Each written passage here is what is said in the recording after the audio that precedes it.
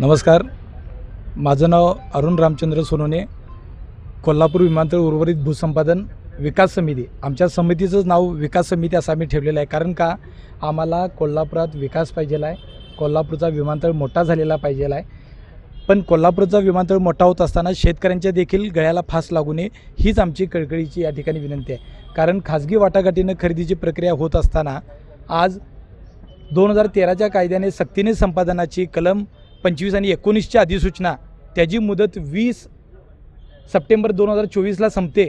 म्हणून आज तुम्ही आमचं सक्तीनं संपादन करण्याची जी हालचाली, जी प्रशासनाची जी तयारी चालवली आहे, तर ही चुकीची आहे. कारण जी खाजगी खाजगी वाटाघाटींची प्रक्रिया चालू होती महाराष्ट्र विमानतळ विकास कंपनीमार्फत, तर ह्यामध्ये जे तांत्रिक अडचणी येत आहेत, 7/12 मिळत नाही, खातेदारांचे कागदोपत्री त्रुटी आहेत, प्रस्ताव जात आहेत, तर ते त्रुटी काढत आहेत. येणाऱ्यामध्ये आता होऊ घातलेल्या विधानसभा निवडणुका, झालेल्या लोकसभा निवडणुका, तर ह्यामध्ये आमचा दोष नाही आहे.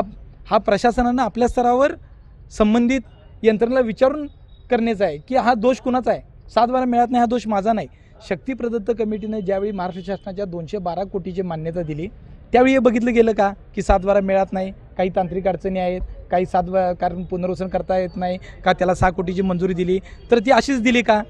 तर या सर्व प्रश्नावर उद्याच्या येणाऱ्या 20 तारखेला माननीय मुख्यमंत्री महोदय कोल्हापुरात येत आहेत.